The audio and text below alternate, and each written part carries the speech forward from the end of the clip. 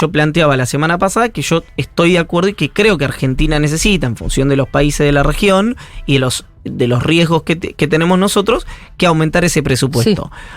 ¿Cuál es el vínculo? De la mano de Villarruel, ahora te lo vuelvo a preguntar para hincharte un poco las bolas. Hola, ¿qué tal, Iván Yagroski? ¿Cómo estás? Muy bien, ¿vos? Bueno, muy bien. Terrorismo de Estado versus víctimas del terrorismo. ¿Qué es lo que quiso hacer Victoria Villarruel, en definitiva, con el acto de ayer? ¿Qué es lo que quiso traficar? ¿Qué es lo que quiso mostrar? ¿Y cómo pensás que le sale la movida?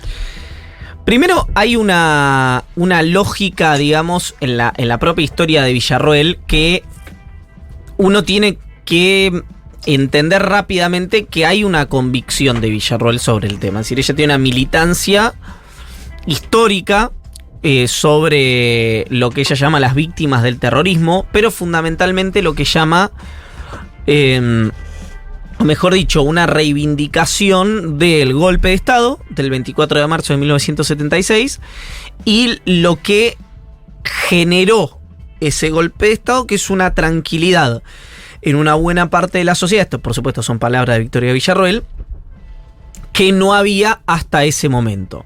Entonces, por eso yo hoy digo en el newsletter que, y no es que lo digo, hay un tuit que publica Natalia Bolosín en Twitter, que tiene 15 años, y es Victoria Villarruel reivindicando el golpe. Entonces uno podría pensar, hay mucha gente que cambió de opinión, no en 15 años, en 2.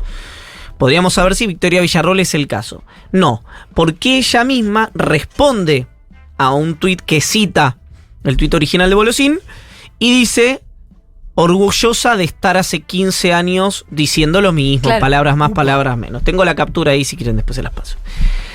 Entonces uno tiene una primera certeza, que es Victoria Villarruel reivindica lo hecho el 24 de marzo de 1976 y sus repercusiones posteriores. Lo que indudablemente genera incomodidad hacia dentro de la Libertad Avanza. No solamente porque Milei dijo que los represores tendrían que estar presos, que es algo que Victoria Villarruel no piensa, si bien yo creo es muy difícil desandar esa situación jurídicamente, sino además porque fue Ramiro Marra el que ayer dijo que nadie en la Libertad Avanza estaba de acuerdo con lo que había hecho Videla, ¿no? Sí. Acá hay dos cuestiones. Bueno, ayer no aparecieron por la legislatura. No, total. No. Ahí hay dos cuestiones. La primera es que no parece una discusión muy actual. No. Es decir, el espacio político, en este caso la Libertad Avanza, que generó un vínculo directo con la sociedad por impactar en cuestiones que la sociedad demandaba, enojo con los políticos, necesidad de cambio, frustración con el rumbo del país y de la economía, enojo con las prestaciones estatales, etc., se metió en un tema que de movida mínimamente ya recibió, por lo menos hace algunos años, el reconocimiento de el arco político en su enorme conjunto, que es a los argentinos y a las argentinas nos gusta un sistema imperfecto, pero el mejor que conocemos, que es el de la democracia. Es decir, eso es una discusión saldada, por lo menos hasta ahora, en la República Argentina. Y que no nos gustan los genocidas. Y también nos da orgullo el proceso de verdad, claro, justicia que lo llevó a la cárcel. Y no está además la mención también a la película que estaba en el newsletter y en el tuit de Tommy, de que es algo muy reciente que habla de una situación de orgullo frente a las políticas esas de la población. Bueno, ahí el punto ¿cuál es? Las organizaciones, ustedes recuerden algo que es un fenotipo que yo conozco mucho, el de Villarruel, y lo digo esto sin ningún tipo de sorna, porque es un universo que está muy presente en la ciudad donde yo soy oriundo. Te iba a decir, no quise tematizar, pero me imaginaba que venía por ahí. Hay un recorrido común en un discurso que conozco porque hay muchas organizaciones hay dos recorridos. Están los familiares de militares condenados por delitos de lesa humanidad, que es donde empezó Villarruel, es decir, Villarruel su militancia empezó defendiendo a militares que habían cometido, no sé, torturas, desapariciones, violaciones o asesinatos. ¿Por eso su aparición en el cuaderno de Checolás, por ejemplo? ¿O no? No se sabe. No necesariamente. Esto ocurre hace... Figuraba como abogada, por eso. Sí, ocurre... se supone que las visitas reiteradas a los penales era también siempre en calidad de abogada. Claro, pero ¿y el otro camino cuál era? No, eso yo que he ido a varios penales, es extrañísimo la frase que acabo de decir, pero vos ponés en carácter de que entrás, puede ser familiar, amigo o un registro profesional. ¿Por qué digo esto? Porque su argumento, y en el caso de las visitas que hizo, que organizaba Videla, por ejemplo, y en el propio caso de Checolás, ella lo que dice es que tenía que ver con el estudio que había hecho de la historia reciente argentina y que también había visitado a líderes de las organizaciones armadas. Lo cual, en el caso de Checolás y de Videla no es cierto, o por lo menos es parcialmente cierto, porque Checolás y Videla la tenían como alguien que formaba parte de su ecosistema de relaciones, a quien veían como un soporte. No era como si voy yo a entrevistar a un genocida y voy a entrevistar a alguien de una organización decir que va más como amiga no sé si amiga, va como camarada de ruta, digamos. Bueno, más ¿no? que como la abogada de soporte político, social, etcétera. ¿Por qué digo esto? Porque reitero, ella empieza como en las organizaciones que decían, acá hubo una guerra y como hubo una guerra no se le puede aplicar una doctrina que desconozca esa secuencia previa, entonces están mal detenidos, están mal presos los militares condenados por delitos de lesa humanidad entre el 76 y el 83. Sí. Esperemos un segundo porque si no, nos quedamos siempre acá. ¿Cuándo hace ella, a mi juicio, la conversión más inteligente? Cuando decide formar el Centro de Estudio de Víctimas contra el Terrorismo, por la memoria completa, porque impacta en lo que es una omisión estatal, que son las víctimas de... Después está una enorme discusión, pero para decirlo rápido, está la discusión, digamos, quienes dicen que fueron actos terroristas y de los que fueron parte de lucha armada, ¿no? Yo creo que algunos de los actos cometidos por las organizaciones fueron actos terroristas que no las transforman a las organizaciones en organizaciones terroristas como ISIS, como el IRA, etcétera, pero sí, desconocer que hubo víctimas civiles es una tontería. Que el Estado omitió reconocer a esas víctimas es valga la redundancia, una omisión. Ella se apalanca sobre eso porque es muy difícil decirle a alguien, repito, víctimas civiles, que quiere llorar a sus muertos, que no lo llore. Si fueron, como le llamaban en algún momento las organizaciones, daño colateral. Es decir, había una persona que estaba involucrada en la represión ilegal, en el combo de la lucha armada esa persona resultaba, hacía un atentado, la persona resultaba muerta, y si había un civil, es decir, una pareja, etcétera, con esa persona, eso era daño colateral. Bueno, no solo eso, sino otra serie de elementos que no solo individualiza Villarroel, lo ha individualizado en todos sus libros Juan Bautista Joffre, Seferino Reato, toda gente que a la vez, esto hay que decirlo, no en el caso de Joffre, que no lo sé, sí en el caso de Seferino Reato, ha tenido mucha cercanía con cercanía me refiero, no es política, no es ideológica, es como de narrativa histórica, ahí está, con los militares condenados por delitos de lesa humanidad. ¿Por qué digo esto? Porque siempre se plantea, bueno, no es imposible desconocer los delitos cometidos por los militares como los actos terroristas cometidos por las organizaciones, pero tienen razón siempre el encuadre histórico de esta gente que yo acabo de mencionar, como el de Pando, por ejemplo, pero tienen razón los militares. Claro, es decir, porque ya no es la teoría de los dos demonios que en todo caso pondría a todos en un pie de igualdad o condenaría a todos, o lo que busca es eso, la famosa memoria completa. En realidad acá hay una afinidad y forma parte de un bando, en todo caso. No, en el caso de haber dos bandos, ¿no? En el caso de Villarroel, sí, ella reivindica, claro, repito, está el video y el tuit es de ayer, no estoy diciendo lo que haya pasado hace 15 años, el golpe de Estado. En ese marco hay un error de concepto, o en realidad una doctrina filosófica, como quieran llamar, que es... Por eso yo decía la frase esa que a vos te había gustado, es: el Estado es malo, sí, no, excepto cuando persigue, roba niños, tortura, viola, desaparece y roba. Además, roba dinero. Sí. Entonces, todo eso, toda esa secuencia hace crash por su propia lógica en sí misma. Sí. Y lo que demuestra cuando hay un poquitito de tiempo para conversar de esto es que con una provocación inteligente y hábil de Villarroel, que es víctimas del terrorismo, el objetivo es la reivindicación de lo hecho entre el 24 de marzo del 76 y el 10 de diciembre del 83. Ahora, pongámosle un poco el ojo en cuál es los planes a futuro que pueda tener Victoria Villarroel, porque no solamente busca la reivindicación de lo que sea que haya hecho el Estado durante la dictadura, digo lo que sea porque ella piensa una cosa y yo pienso otra, ¿no? Y el rol que a ella le va a tocar como responsable, de acuerdo a lo que el propio Milei dijo, de las áreas de defensa y seguridad. Es decir, las Fuerzas Armadas y las fuerzas policiales. Sí. Yo creo que ahí no hay...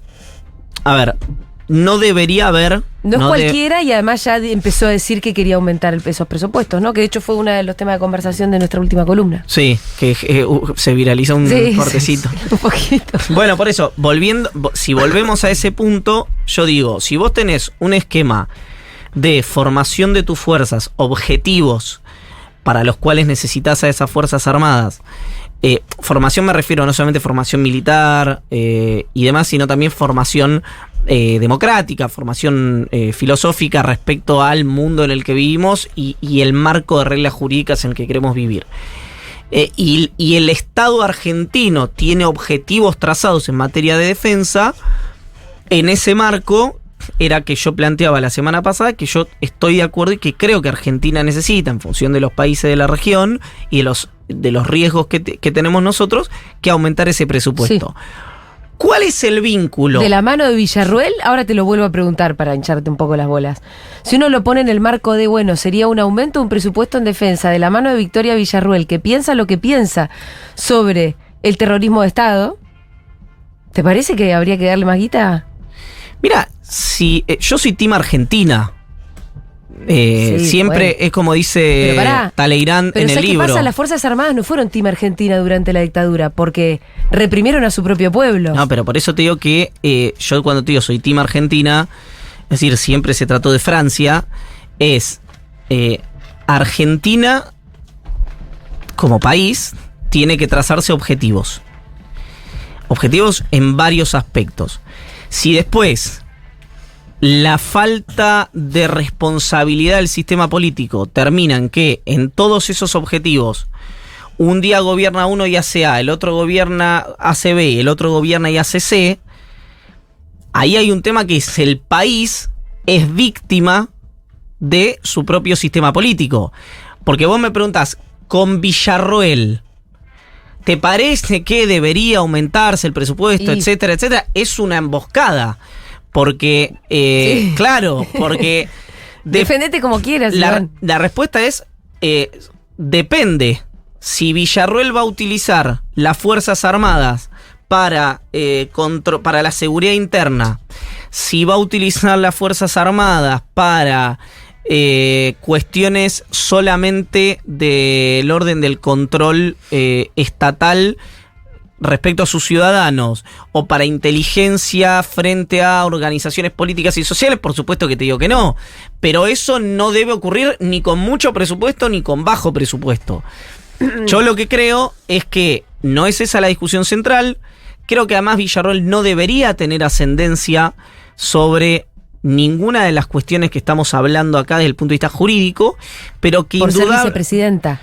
No, ni por ser vicepresidenta, ni si es encargada del área de seguridad y defensa, sino lo que sí puede pasar es, y yo me imagino que ese es el objetivo, es un punto de vista de tensión narrativa permanente sobre la reivindicación de las Fuerzas Armadas, incluido en el proceso de la última dictadura militar. Y además, como sabe que es muy difícil desandar las condenas a los militares que cometieron delitos en esos años, sí tratar de generar esas mismas condenas para las organizaciones armadas. Es decir, yo no creo que el objetivo sea desandar los juicios, sino como una nueva oleada de nuevos juicios a los que, según ella, no recibieron su justa condena. Exactamente. Que son los del otro lado. Que son las organizaciones, concretamente las organizaciones armadas. Sí. De hecho, hay un video que ese es de hace 15, el que yo les comentaba. Hay uno hace 10 años que es de un programa que hacían Clara Mariño y el propio Seferino Reato, sí, donde van Perdía, y no recuerdo el nombre del último líder del Ejército Revolucionario del Pueblo, y discuten ellos dos con Victoria Villarroel. Ah, mirá. Es decir, repito, hay algo en Villarroel que es la persistencia con esta reivindicación, y va a ocurrir, pase lo que pase. Piensen que este discurso, el discurso de hoy de Villarroel, hace por lo menos 20 años que solo lo podía decir gente vinculada al ostracismo social. Era mucho más marginal, eso es lo que quería decir. Pero absoluta. A mí me contaba gente que formaba parte de esas organizaciones, las organizaciones que reivindicaban a los militares condenados por delito de lesa humanidad, y que creen que lo que pasó en la dictadura fue una guerra, y que además creen que los derechos jurídicos de los militares condenados fueron absolutamente vejados durante todo este proceso. Me dicen, había gente conocida, gente que uno después, que frecuentaba antes y frecuentó después, que no nos atendía el teléfono. Gente que vos conocés, porque éramos marginales sociales en el discurso del 2003 a la fecha. Esto me lleva a preguntarte, bueno, ¿qué es lo que sacó en LIM? ¿Por qué lo hace? Si fue una torpeza o al revés, o en realidad ella está poniendo en la agenda algo que tenía ganas de poner, y que, bueno, entonces ahora se va a volver a discutir este asunto. Mira, para ella es un activo, para Victoria Villarroel. ¿No es piantavoto? Así, para por eso digo, un poco para la pregunta. Victoria Villarroel es un activo, porque ella condensa ella misma. ¿Y para la Libertad Avanza? Bueno, por eso. Porque ella condensa para sí misma, sin un enorme apoyo, porque no es como hay algunas familias históricas cercanas a la familia militar que vos sabés que están vinculadas o a los servicios de inteligencia de la Marina o a policías exonerados de la bonaerense o de la Federal, o a militares retirados del ejército, etcétera, etcétera, etcétera. En este caso, Villarroel es más difuso su sostén, es ella con su familia, pero que tampoco es una familia de enorme capilaridad en el mundo militar respecto al tema recursos. Y entonces con esto condensa un montón de gente atrás que la ven como alguien que dice lo que durante mucho tiempo no se pudo decir. Eso para ella. Votos. Y ahora con votos. Eso para ella. Sí. Para la Libertad Avanza, yo no creo que sea un activo lo que pasó ayer. ¿Por qué? Porque pasa de ser la ruptura del sistema, viste, esta cosa de el loco, la dolarización, la cosa más fresca, ¿no? Lo que es trendy, a decir, che, pará. ¿Venía con la reivindicación de la dictadura militar esto? No era. Hay mucho meme que está girando ahora que me parecen, si el tema no fuera tenebroso, me parecería divertido, que decían como el vato que quería que le bajen el impuesto a los juegos que baja por Steam y el que quería reivindicar la picana embarazada, ¿no? Como que se encuentran en un mismo lugar y se miran raro porque decís, che, pará, el pibe que votó a Milei no quería eso. Claro. Es decir, no hay una lógica de reivindicación de la maldad. A mí no me gusta analizar la política así, pero en este caso me parece muy difícil no verlo desde ahí. En el votante, en el 60, según el estudio que vi de la UNSAM, en el 66% del votante de Milei, es decir, en 2/3 del votante de Milei, no hay una reivindicación de esto, una cruzada ideológica, un combate de reivindicación histórica, etcétera, etcétera, etcétera. En un 10% del votante de Milei, mejor dicho, en un 10% de la población, en un 33% del votante de Milei, sí. Pero el resto, según dice la UNSAM... Estás hablando de la investigación que hizo que dirigió Ezequiel Ipar, ¿no es cierto? Exactamente, que publicó Nicolantos, o por lo menos yo lo leí en la nota de Nicolantos, El otro porcentaje es el que está enojado, el famoso votante enojado de Milei, y el otro porcentaje es el distraído, el que por ahí está a favor del aborto, está a favor de la educación y de la salud pública, pero no tiene la menor idea de cómo viene el proceso político, y es el que llegó a Milei más por el impacto y por el conocimiento público del hombre, y por rechazo obviamente a las opciones más tradicionales. Ahí, de acuerdo a, no sé si la propia nota de Nico o dónde, pero que se planteaba que desde el masismo también piensan que ese voto hay que ir a buscarlo, junto con muchos otros votos que hay que ir a buscar, ¿no? De ese tercio, entre comillas, de ese votante de Milei que es el distraído. Bueno, porque ese vale doble, porque se lo sacás a Milei y se lo sumas a Massa, no claro. Es lo mismo que ir a buscar el que no fue a votar. Uno tiende a pensar que el voto de el último 10, digamos, el último tercio es más cercano podría ser potencialmente más cercano a Unión por la Patria, y el segundo tercio podría ser potencialmente más cercano a Bullrich. Lo estoy simplificando enormemente. Si es que Milei tendría que ir a buscar, Massa y Bullrich tienen que ir a buscar voto de Milei. Ahora, lo que uno, por lo menos los números que recibieron tanto Unión por la Patria como Juntos por el Cambio, es que, y los dos coinciden, que Bullrich todavía no capturó los votos de Larreta. No. Y que Massa creció en los márgenes y Milei creció, fue el que más creció de las PASO hasta acá fue Milei, que tampoco creció una locura, pero fue el que más creció de las PASO hasta acá. Que Massa creció ¿Qué quiere decir creció en los márgenes? Massa, 1 o 2 puntos. Y que... 1 o 2 puntos incorporando además los de Grabois. Sí, a partir de los 29 puntos sacados, de los 27.8 sacados por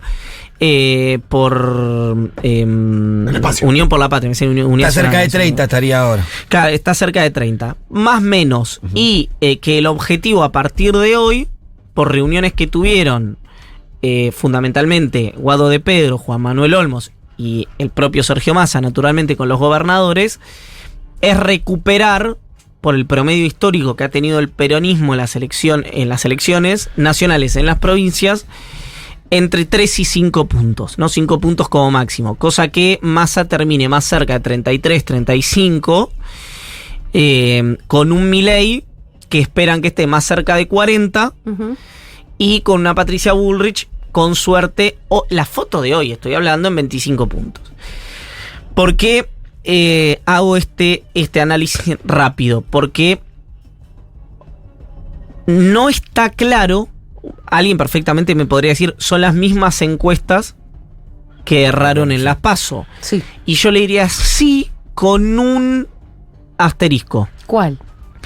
Que las encuestas a lo único que le erraron por grueso, pero a lo único que le erraron las PASO, por lo menos las dos a las que yo sigo persistentemente, fue al voto de Juntos por el Cambio, no al de Milei. Esto es algo que me parece... En la nominalidad, en la cantidad del porcentaje. Que lo tenía la Milei. Ninguna encuesta decía que Milei sacaba 30 puntos. Mira, la encuesta... ¿Vos tenías encuestas que sacaban a Milei? No, 30 no. Entonces... Pero sí, el jueves anterior en 24, y el tracking diario después del crimen de Morena creciendo 1 o 1,5 puntos por día. Es decir, el sábado, en mi programa de radio con vos, Sheila Bilker y Juan Germano no podían dar números, pero hablaron de un Milei, primero, tranquilo como candidato, no como espacio. ¿Por qué?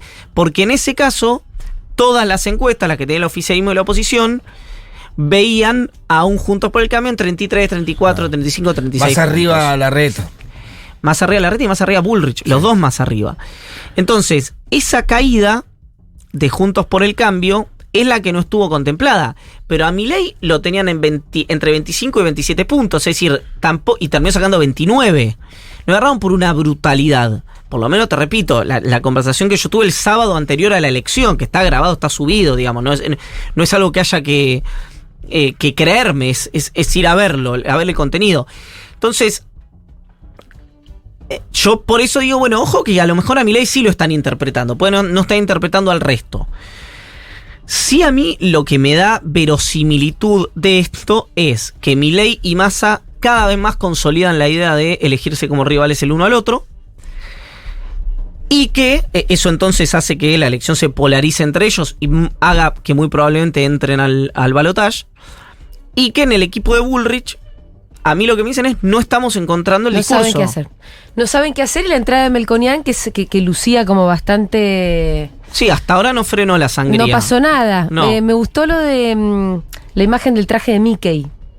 Explícale a los chicos. Sí, esto es más, es como forma parte, yo lo vi en redes, ¿no? Me lo mandó alguien, forma parte de la mitología política, ahora cuento lo de Mickey, que Eduardo Bauzá, nombre fuerte del menemismo, aparentemente, repito, forma parte de la mitología, decía que cuando estás en el poder y se te cae una taza de café o una alfombra blanca, la gente que está alrededor tuyo le dice, doctor, parece un Picasso. Bueno, es algo parecido al traje de Mickey. Y un empresario importante me decía, de hecho él le ponía otro ejemplo, decía, esto es como el cubano, yo lo saqué eso, pero me parecía que era simplemente un estereotipo, decía el cubano que está vestido de Mickey en Disney. Lo abrazan, se sacan fotos, lo siguen, etcétera, lo besan, hasta que se saca el traje de Mickey. Y es él. Y nadie lo abraza, nadie lo busca. Dice, con un cargo pasa lo mismo. O con una expectativa electoral. O claro, con un político que está presto a ser presidente, pasa lo mismo. Cuando no tenés más ese aura, te sacan el banquito, te empiezan a prestar menos atención. Las sensaciones que la entrada de Melconian y la Fundación Mediterránea era el boost que necesitaba Bullrich para que el sistema dijera, para, es ella. Está todavía encontrando el lugar. Es cierto que oficialmente la campaña no empezó. No empezó la de cara a las generales. Pero el gran problema, yo ayer hablaba con gente del equipo de campaña de Bullrich, no es que no está encontrando. Me dice, a nosotros no nos preocupa la encuesta. Nos preocupa que no estamos encontrando cómo revertir los números de la encuesta. Sí. De hecho, el video... No tener discurso, línea, un lugar. Fíjate que la reta... Con el discurso del humanismo tampoco va a cantar. Hacía Grabois. No, fue muy raro lo que pasó. Ojalá, no se le entendía. No, el periodista dice que no entiendo. Sí, no entiendo. Ya vas a entender. Pensá algo que es la reta. No Bullrich. Pasó de prometer que iba a cerrar el Ministerio de las Mujeres a que Bullrich incorpore para la agenda de género a Silvia Lospenato, activista por la legalización del aborto, junto a Malena Galmarini, Victoria Donda, Mayra Mendoza, Karina Banfi, qué sé yo. Sí, esa transversalidad que ya conocemos. Exactamente. Entonces, hay un barullo muy complicado de explicarle, y se le suma que en el momento más determinante de la campaña política de agosto-octubre, que es el discurso de la noche de la elección, Macri sube al escenario y habla bien de Milei. Entonces el votante de Juntos por el Cambio, ¿qué codifica? Acá no es. Nuestra candidata es Patricia, pero el otro también está bien, no está prohibido. Y en eso es responsable Bullrich también, porque Bullrich, como Macri, cuando empezaron a edificar la empresa de demolición sobre Rodríguez Larreta, legitimaron ante el votante de Juntos por el Cambio a Javier Milei. Bueno, el que a hierro mata, a hierro muere. ¿Cómo afectó la cuestión de la semana pasada del asesinato del ingeniero en Palermo y lo de Bursaco? Porque también Bullrich ahí tuvo una posición extraña al salir a decir, esto conmigo no pasa. Para mí eso fue más chiquito, ¿no? En redes no. En redes giró mucho no solamente el crimen en sí, que el crimen no solo giró en redes. La pertenencia política de la víctima, eso. El crimen fue agenda nacional. ¿Por qué? Por una cuestión en la prensa, digamos. ¿Qué pasó? En el caso de Mariano, el muchacho que asesinaron en Libertador y la FINUR, impactó más en los periodistas y tal que un crimen ocurrido en la provincia de Buenos Aires o en otros destinos de la Argentina, porque es un lugar muy céntrico. Es un lugar de circulación permanente de quienes narran las noticias en la ciudad autónoma de Buenos Aires. Entonces, de hecho, yo lo que conversaba con varios de estos periodistas era, y leí algunos en Twitter que decían, me podría haber pasado a mí, era el comentario. El impacto entonces en el sector, yo creo, de urbano, de votante Bullrich-Milei, yo creo que fue alto. Y además, el esquema de Milei, de votantes, digamos, la militancia, esto quiero decir, de Milei, en redes, que alguien dirá, no, es un trabajo muy potente, muy potente ahí. hicieron algo que además de ser loable, generó también una pertenencia y una propia épica de solidaridad. Yo lo seguí bastante de cerca eso, porque el muchacho asesinado era una activista, digamos, militante de La Libertad Avanza. Entonces, ¿qué hicieron? Generaron una colecta para la familia, sí, para la mujer y para el chiquito, tenía un nene de 2 meses que quedó huérfano de su papá. Entonces, vos me preguntás cómo impactó eso. Bueno, de esa manera, digamos, lo canalizaron de un modo que terminó así. Consolida lazos para adentro. Exactamente. Sí, ahora qué loco, ¿no? Las ideas de colectivizar la ayuda para alguien que la necesita. No son las ideas de La Libertad Avanza, pero tienen mejor corazón que teoría. En este caso, lo que ocurrió fue que partió de un usuario, la idea de un usuario, que había ido además que yo conozco el nombre, pero no tiene él elige no dar su nombre en redes sociales, que en general además es el que organiza, algunas veces organizó hostigamientos también en redes a gente que tenía interacciones negativas o críticas hacia gente o de La Libertad Avanza o camarada de ruta de La Libertad Avanza. Organizó la colecta. Se le sumó un montón de gente. Y el argumento que dijo Agustín Romo, el encargado, digamos, operativo digital, porque el encargado ideológico estratégico es Cerimedo de La Libertad Avanza, fue todos. Por eso te hablo del tema de la lógica de generación de una épica solidaria propia. En ese marco teórico dijo: todos vamos a ser los padrinos de ese nene. Entonces, vos me preguntás, ¿cómo se decodificó? Electoralmente no tengo la menor idea, no lo sé. Ahora, en términos espirituales, bueno, fue una consolidación ahí de esto hay que cambiarlo. Y después, la que sí lo quiso aprovechar políticamente, lo cual fue extrañísimo, porque hubo un episodio que pasó medio desapercibido, fue Bullrich, cuando dijo: la ciudad es tierra de nadie, no hay ministro de seguridad, etcétera, etcétera, etcétera. Y es como que quedó con un lag. Quedó con lag prepaso, porque claro, fue Damián Arabia, el lugarteniente de Bullrich, candidato a diputado nacional, a decir esto, y dijo: el gobierno nacional, y en la nacional le dicen: pero pasó en la ciudad de Buenos Aires, que la gobiernan ustedes. Ya no es la gobierna Larreta, ya la gobiernan ustedes, es Juntos por el Cambio. Yo creo que ahí a Bullrich lo que se le jugó fue no solamente su interna con Larreta, sino su interna histórica con Bursaco, que dicho sea de paso, lo operaron a corazón abierto. Sí, cuando le sacaron ahí las fotitos. ¿No? Hubo una campaña en la que él obviamente colaboró, porque la versión oficial es que fue a un viaje del FBI y tal, pero en una situación de esa naturaleza se viraliza un video mirando tenis, ocurre un asesinato en la ciudad, no hay manera de salir ileso, ¿no? De eso. Con lo cual, hoy uno de los mayores activos a los que aspira el gobierno nacional es a que Bullrich no se desplome.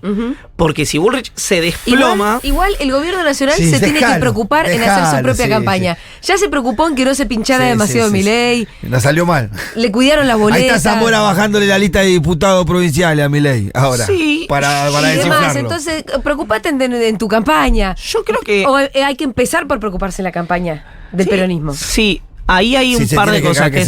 Estos 15 días... a mí lo que me contaron es que fueron de análisis postelectoral, mesas, circuitos electorales y dónde podía crecer el peronismo.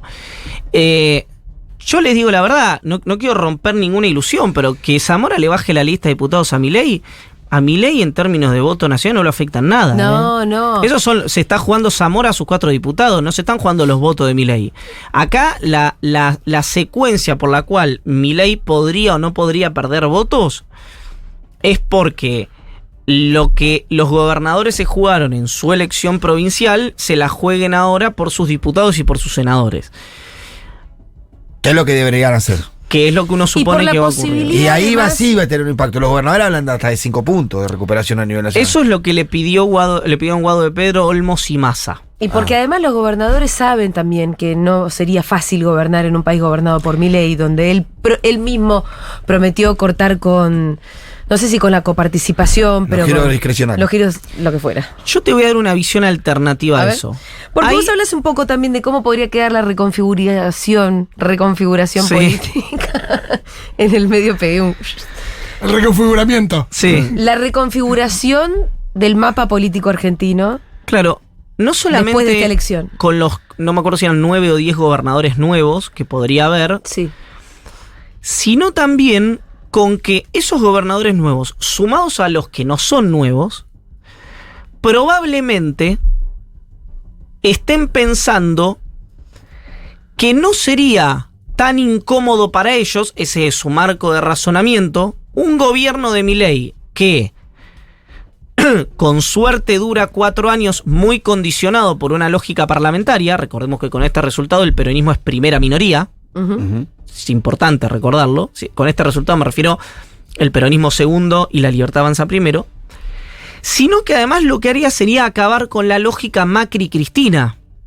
Y que después de una avanzada libertaria y todo lo que eso podría generar en materia de convulsión social, sería barajar y dar de nuevo.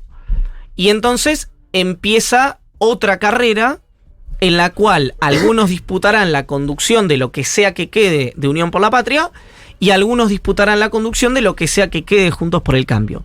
Te digo más, ya hay gente pensando en un esquema parecido al de Misiones, el del Frente Renovador de la Concordia, Ajá.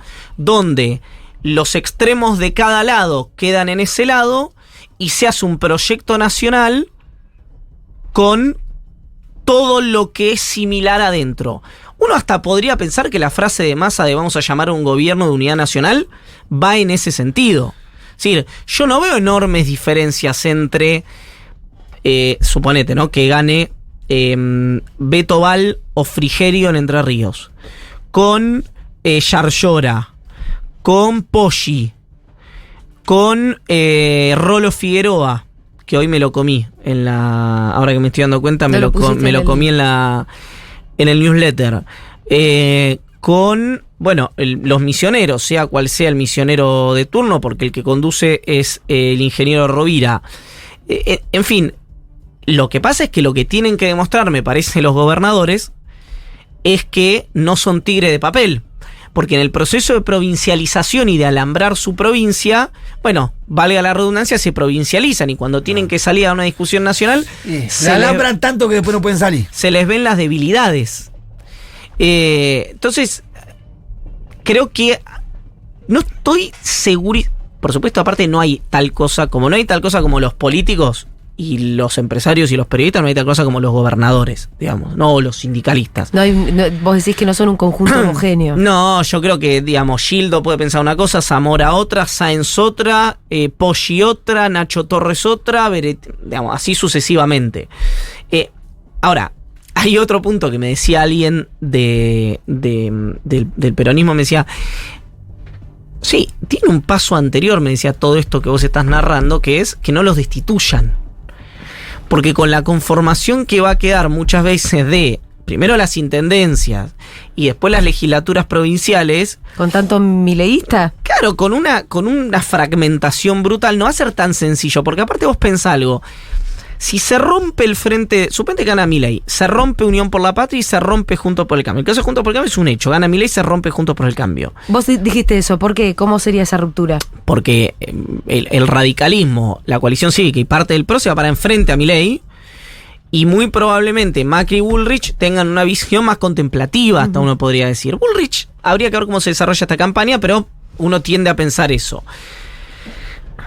Ahí, te digo más, probablemente hasta se rompa el PRO, no solamente Juntos por el Cambio. Uno puede pensar que en el Frente de Todos podría pasar algo similar. Es decir, un espacio que quiera mantener la identidad, si es que esto llegara a ocurrir, con otro que diga, bueno, acá es barajar y dar de nuevo, entonces tenemos que empezar a hablar con Yarlora, con este y con el otro, y que la conducción del peronismo se vuelva a poner en discusión con los mecanismos institucionales que permiten o las PASO o las propias internas. Claro, ¿qué puede decir perfectamente ahí Cristina?